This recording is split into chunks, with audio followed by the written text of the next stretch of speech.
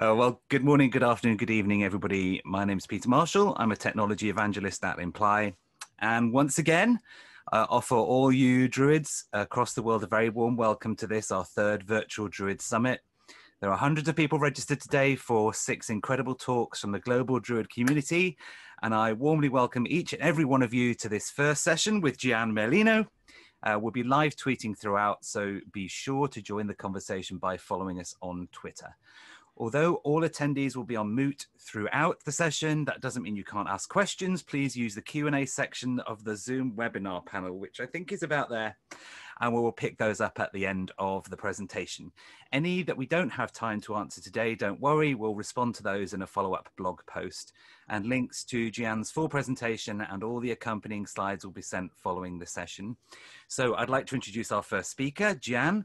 He led the data ingestion team at MetaMarkets and has held senior engineering positions at Yahoo.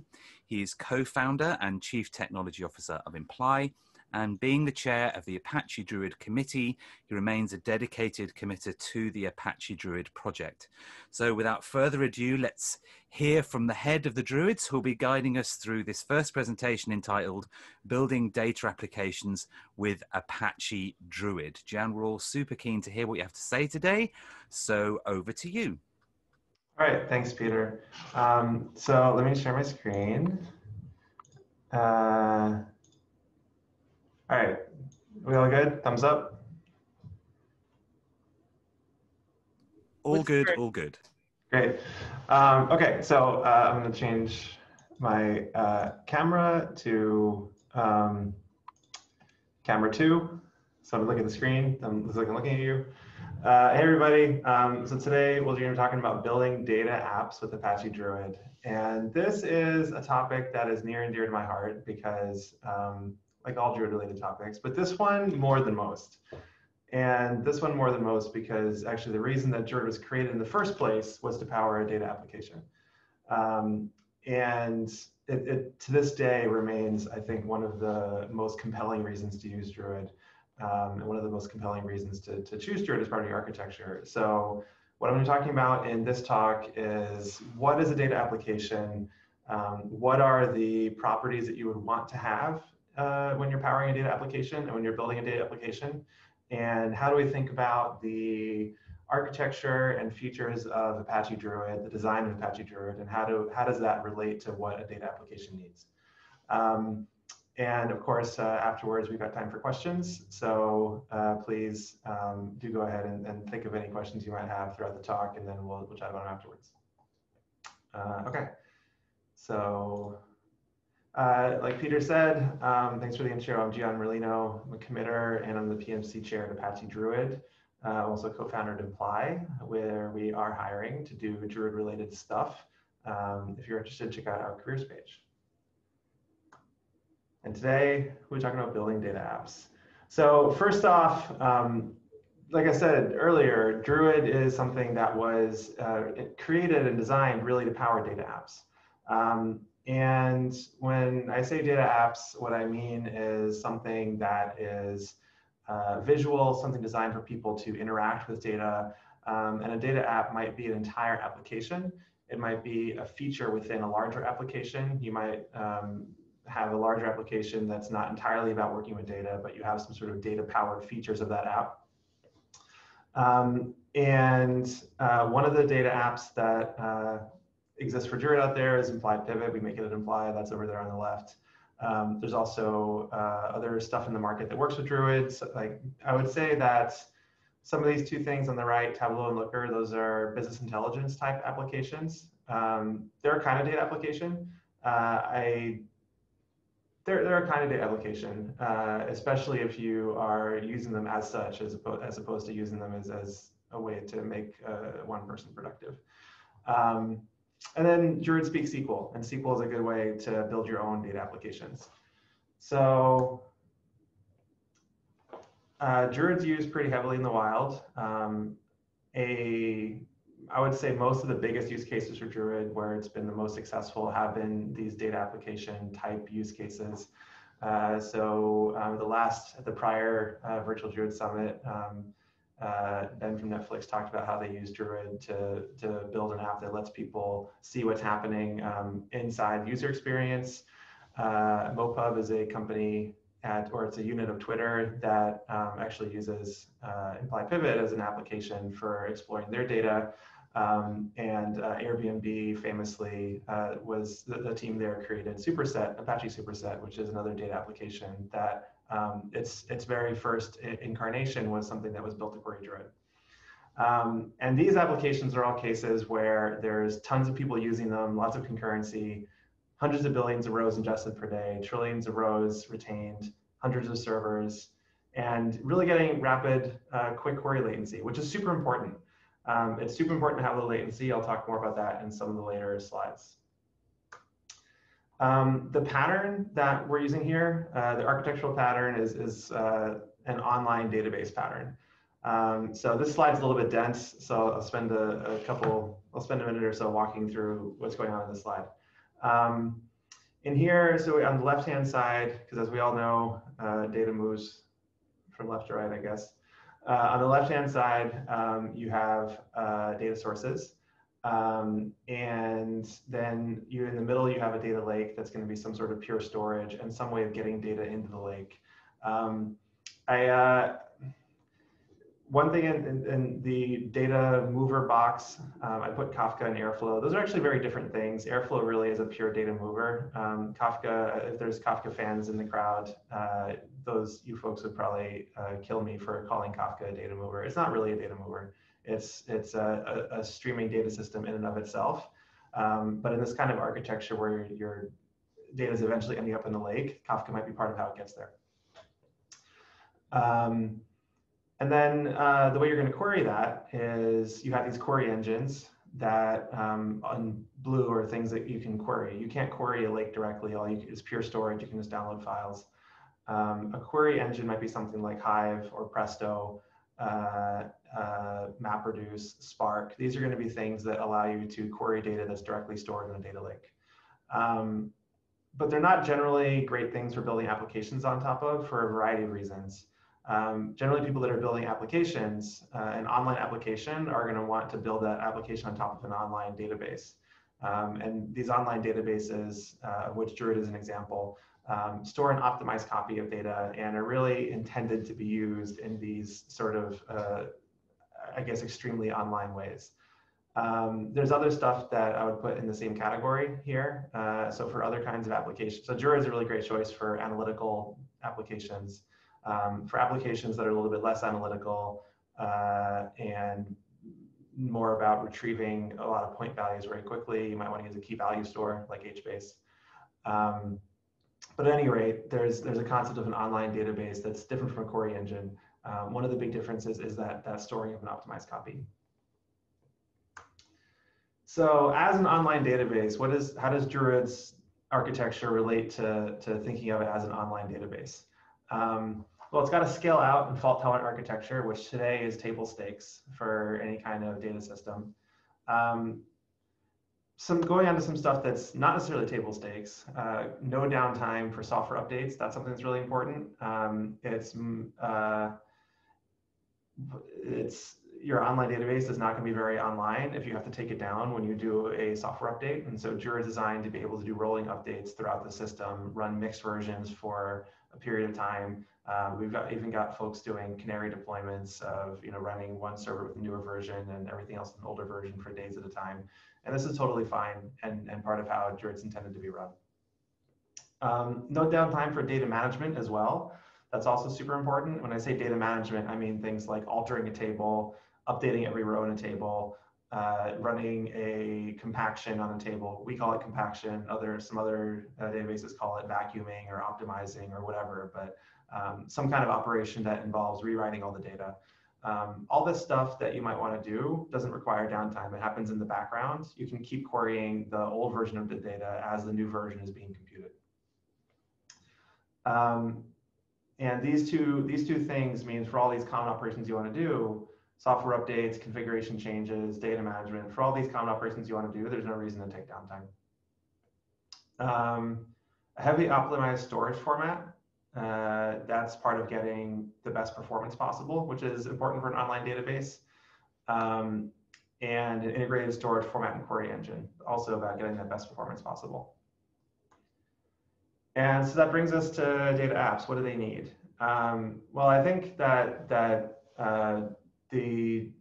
all of my experience running and building these things tells me that they need these 5 things.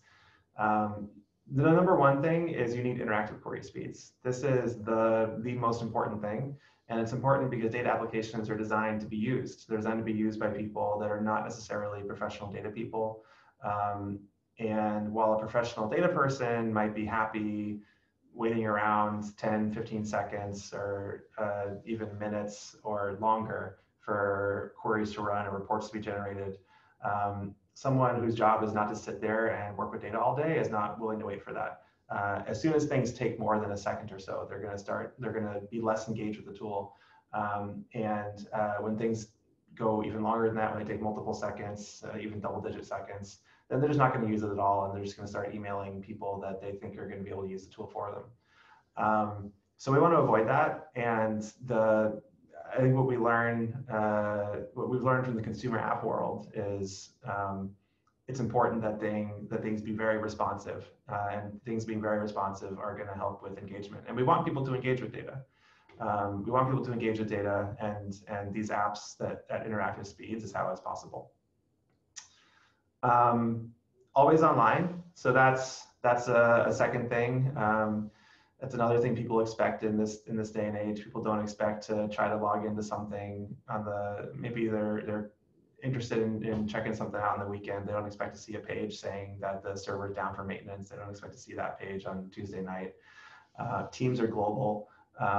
Everybody's global. Everybody's working remote. The system needs to be online all the time. Fresh data from streams. This is something that's actually not important for every use case, but it is critical for some. So it's critical if there's any sort of operational component to what people are doing with these applications. So people are using these data apps purely to analyze what's happened in the past and look at trends and that kind of stuff. Then you don't really need fresh data. It might be nice, but it's not critical. Maybe if you have things loaded from yesterday, that's fine. But if there's any kind of operational component, if you're using it to monitor rollout of a new product feature, if you're using it to decide if you should increase or decrease spend on a new campaign you just started, if you're using it to decide if some decision you just made is having the proper effect, then the ability to load fresh data is really critical. And if you have a streaming service, then with Druid, you're able to load data as fast as that streaming service can deliver it. Quality of service is important. And when I say quality of service, I mean this in the sort of sense that people mean it when they're talking about networking quality of service. And that means that we sort of identify workloads that are important and then make sure that we're prioritizing those important workloads. And there's an important reason for that. And that's really the next point, price performance. So if you think about a data system and the amount of work that it has to do, it gets queries. Every query represents an amount of work. Imagine that there's a big influx of queries that might be considered low priority. Maybe they're not interactive. Maybe they're offline jobs, background jobs. You want to make sure you're running those at a lower priority because that helps you get the best price performance. It helps you control your costs. If you think about the ways you can handle these kinds of shifting workloads, you can either scale up every time they come in, which means you'll just be paying more. And your costs will sort of ricochet around from month to month, depending on what load you get. Or you can have relatively consistent costs from month to month and just make sure that things are prioritized properly. So high priority work is always going through and low priority work is waiting for the high priority work to finish.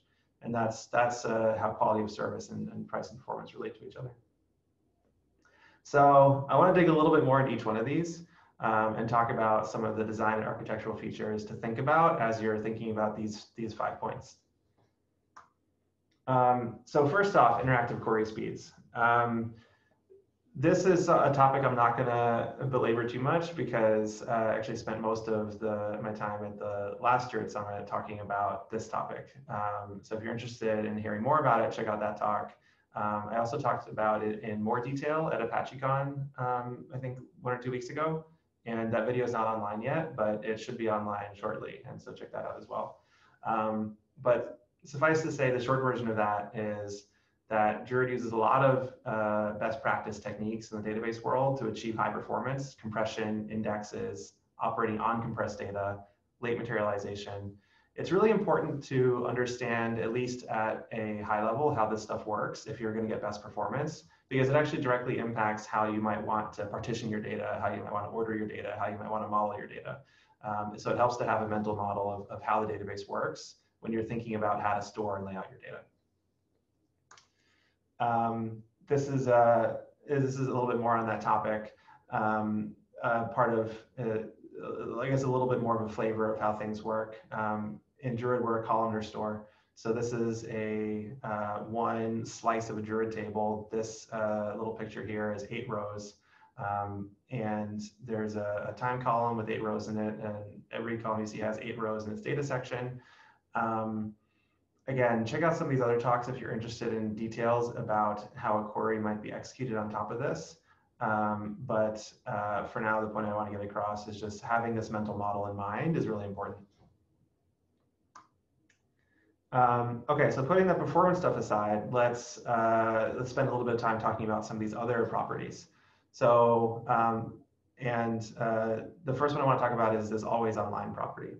So this is a picture, a sort of schematic picture of Druid's architecture, and I wanted to talk a little bit about how this architecture enables this always online property. So the first thing that we see here is that on the data server, there's 2 of them. There's actually more than one of everything. We just didn't have room for them all on the slide. But everything here, there's more than one of. Everything here is highly available. There's 3 basic kinds of servers in the system. Data server, which is the majority of servers in the system. They do what they sound like. They store all your data. They compute on your data. Query server, which is what handles queries and then fans out queries to the data servers.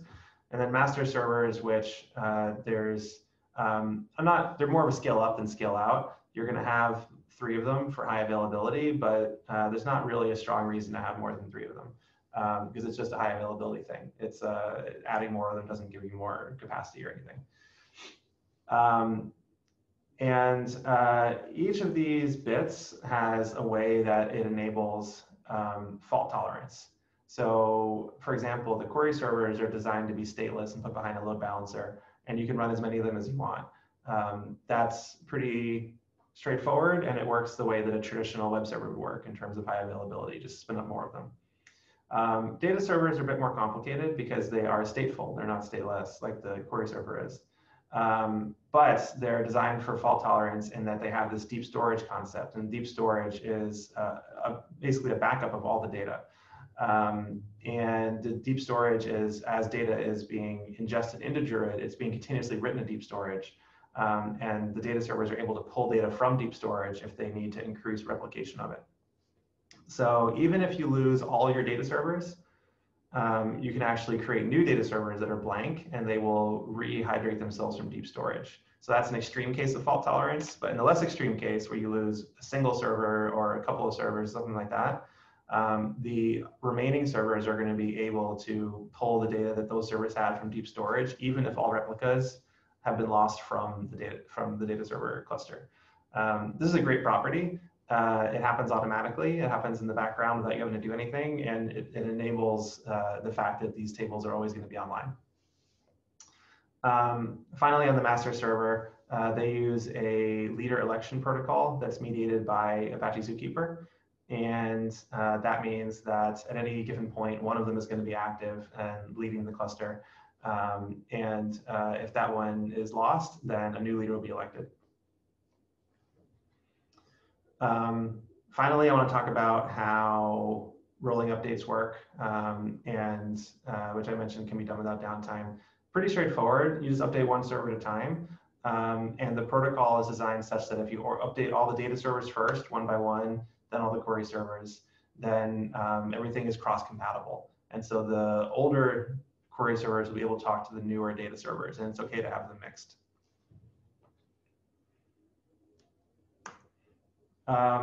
stay on this picture for a bit, but masking off parts of it that are irrelevant to this point. I wanted to talk about loading fresh data from streams.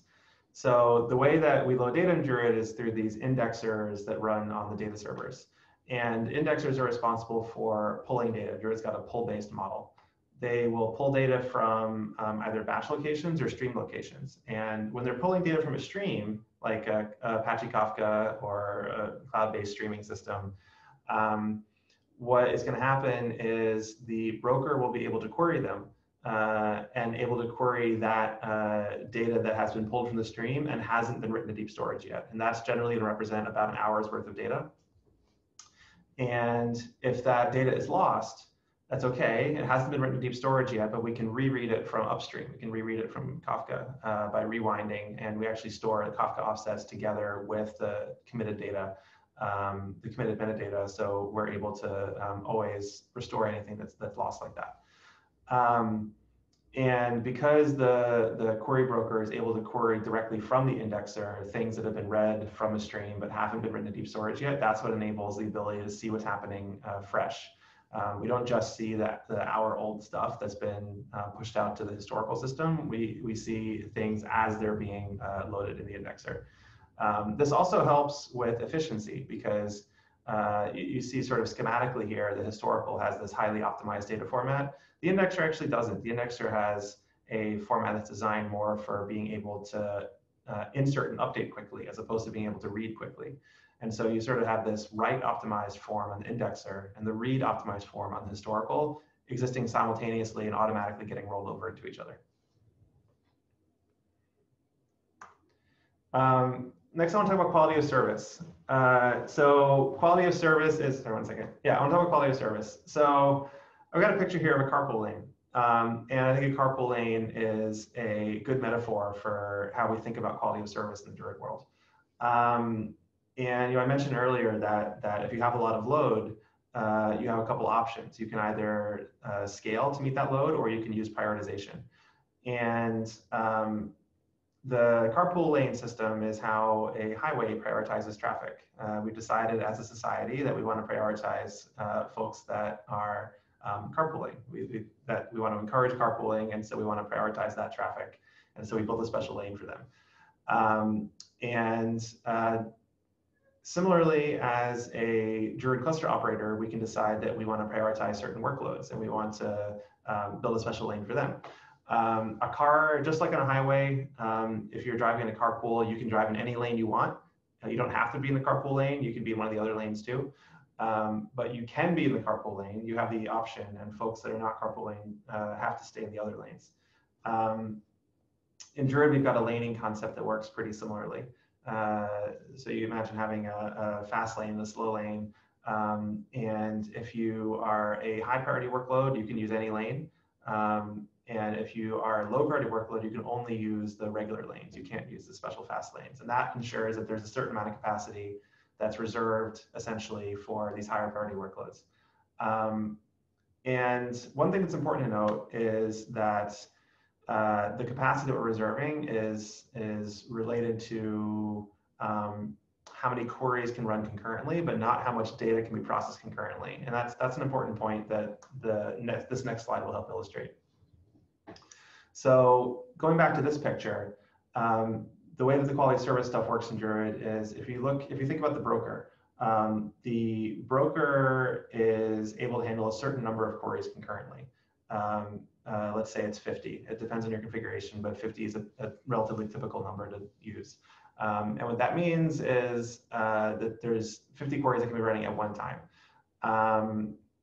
Let's say that you've decided to reserve 10% of that for high priority workloads. What that means is that at most 45 queries can be running that are low priority. And even if that's happening, we'll have five slots essentially open for high priority ones. At the historical level and the indexer level, we have a different way of applying priorities. At that level, rather than having lanes, we prioritize this processing of individual segments, and those are interleaved.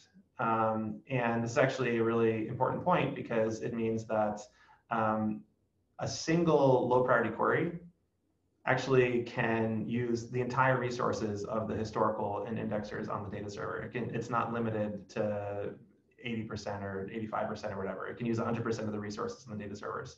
But it will be preempted if a higher priority query comes in, and it'll have to wait for a bit. And so that means that we've created a system where we're doing quality of service in a pretty nice way, where even low priority queries can use all the resources. Any query can use all the resources of the data servers, and we're just limiting how many concurrent ones can run at the lower priority. So that's quality of service. It's very important for app building because it's like I was saying, it's an important part of how you handle heterogeneous workloads without breaking the bank. And finally, price performance. Price performance is really important. What we found is that independent benchmarks like this one, Druid with its design for performance, storing an optimized copy of things, having these secondary indexes, doing all these things I mentioned earlier, has double, triple digit performance advantages over the query engine type stuff. And this is why people choose to use online databases like Druid instead of these query engines for building applications on top of. We see similar things comparing Apache Druid with cloud-based data warehouses, which I think makes sense. Because internally, those cloud-based data warehouses work sort of like query engines, querying things out of data lakes. And what this all does is it comes together. Wrapping up, this all comes together to build a system that's able to build a nice data application on top of, build something that's really high performance, so high performance that people are happy to engage with it and increase the engagement of data throughout your team, which is really the whole point of building a data app in the first place.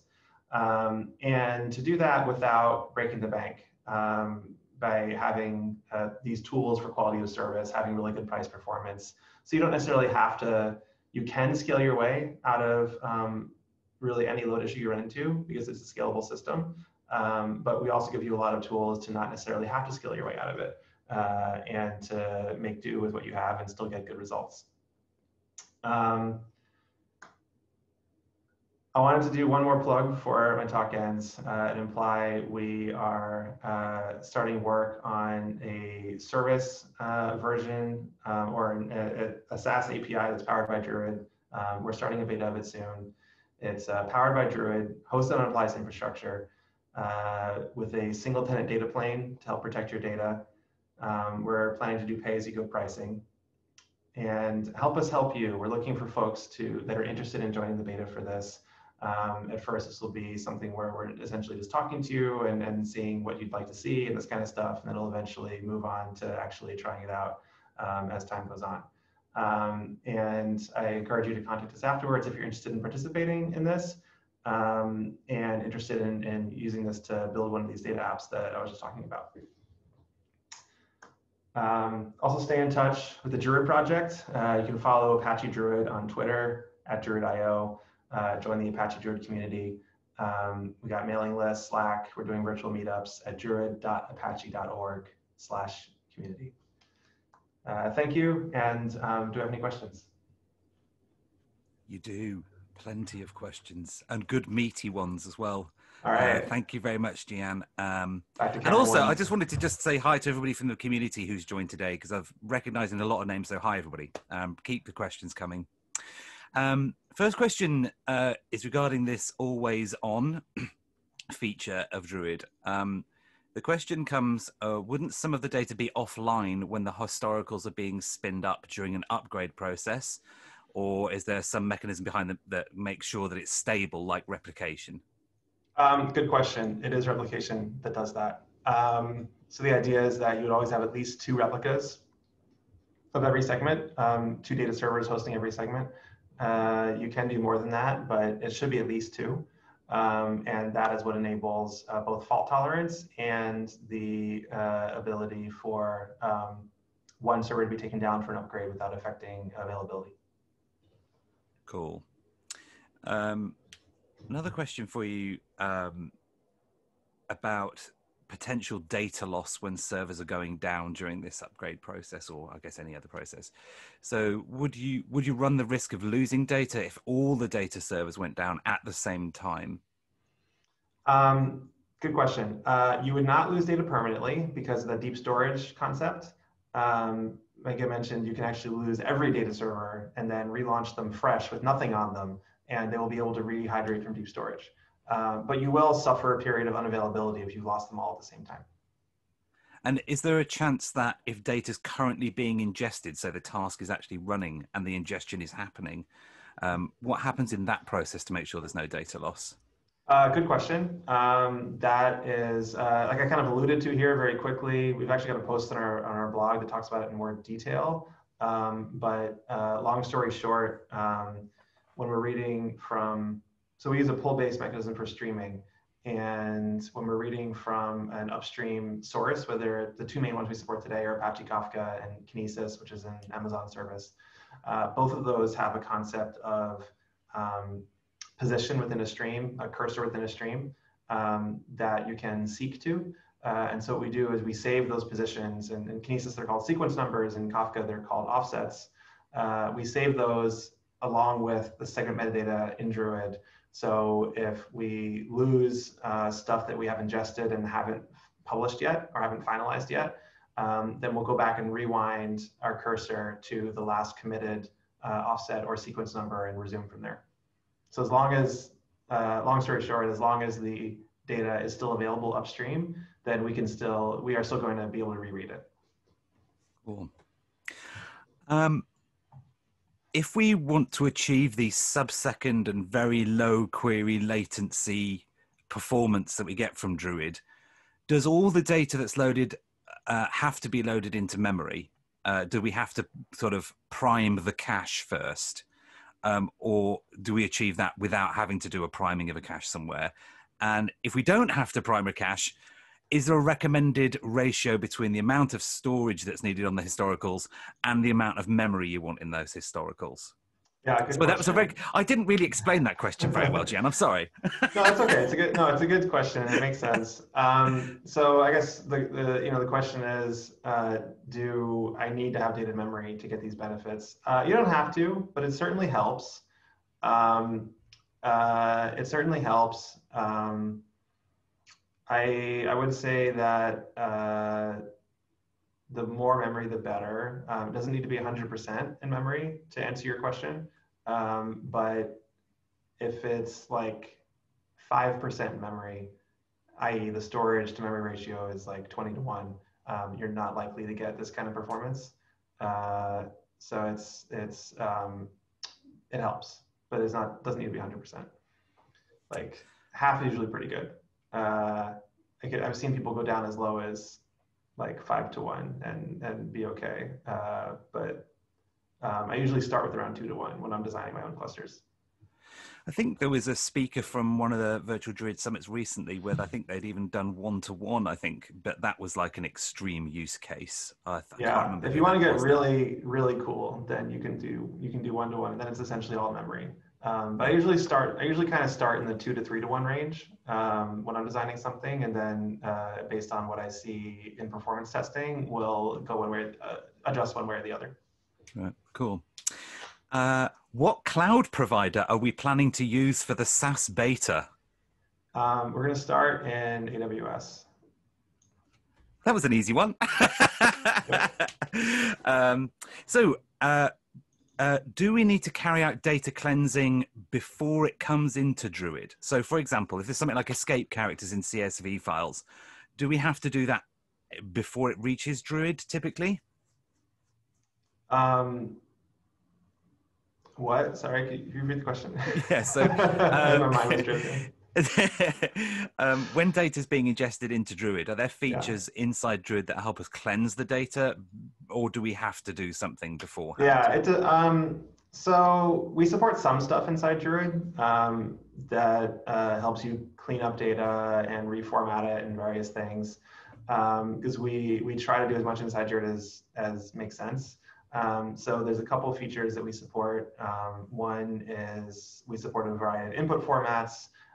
We support what we call ingest time transformations, and that lets you apply functions to data like regexes, concatenation, that kind of stuff at ingestion time. And we support flattening, which allows you to take very nested JSON objects or Avro documents and move fields around. And a lot of times the combination of those features means that you can do all the manipulations you want to do just with Druid, but not always. And if you do need something beyond what Druid can do on its own, then I'd recommend some kind of system that processes data beforehand. Like if it's a streaming situation, maybe Kafka Streams or Flink. If it's a batch situation, maybe Spark. Cool. Lots of questions. Thank you, everybody. Keep them coming. And as I said, we will respond to these in time. Are there any particular development frameworks that you think people should use that are better than others? Say, I know there's companies who are using Angular and React. Are people using .NET? Are there particular development frameworks that are best for working with Druid to build these applications? Yeah, really good question. I would defer to the experts there. My expertise is mostly on the data side and less on the actual application side.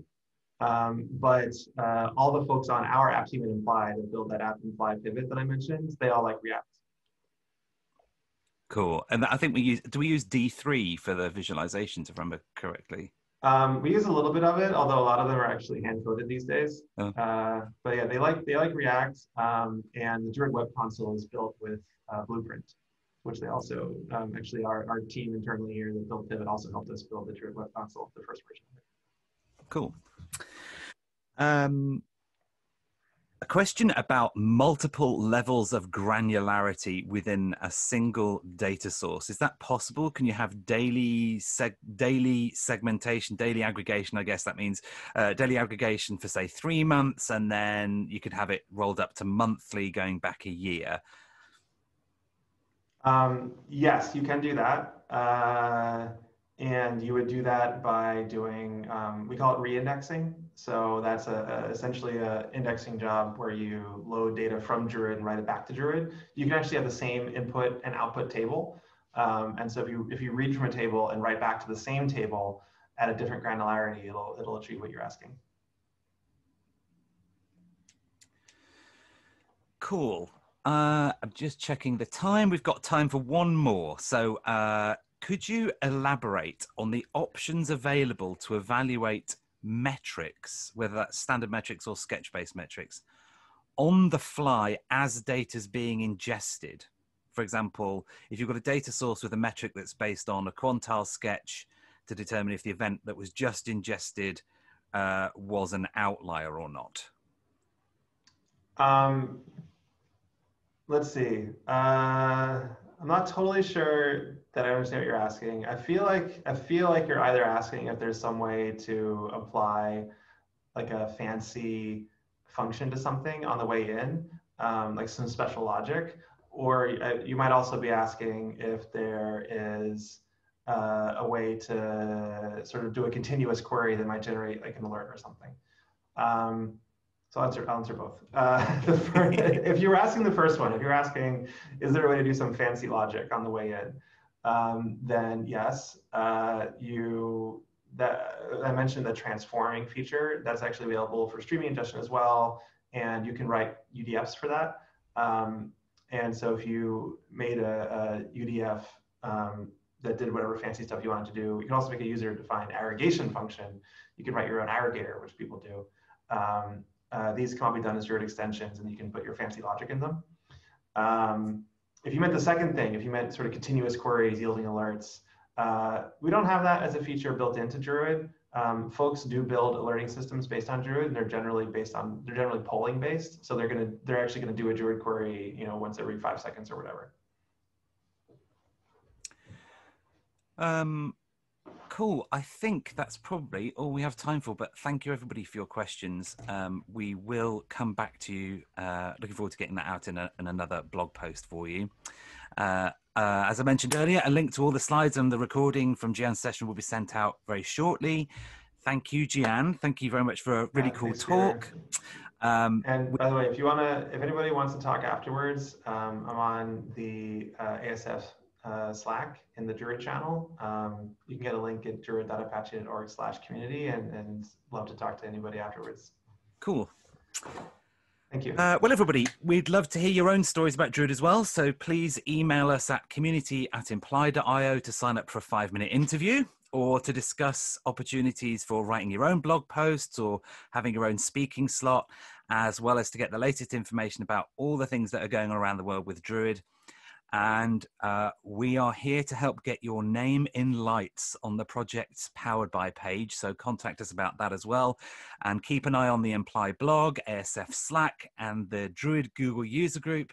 There's going to be an exciting announcement very shortly about a new discourse-powered platform for the Druid community. Our next session is called Building a Real-Time Gaming Analytics Service with Apache Druid with Ramon from Game Analytics. It starts at the top of the hour in about 13 minutes. So I'm looking forward to seeing all of you there. Thank you very much. See you soon.